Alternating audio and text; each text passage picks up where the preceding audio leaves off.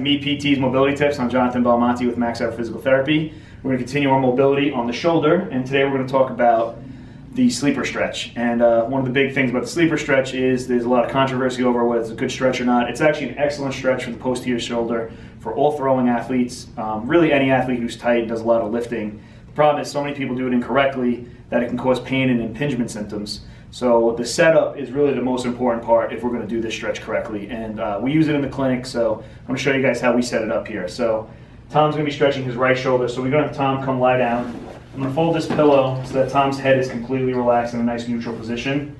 And what the main point is when you're doing it at home by yourself or with somebody is you want to set the shoulder back. You almost want to squeeze that shoulder blade, and then the pressure down in your arm will prevent your shoulder from coming forward. And that forward positioning is what really causes the impingement in the front of the shoulder when you do the stretch.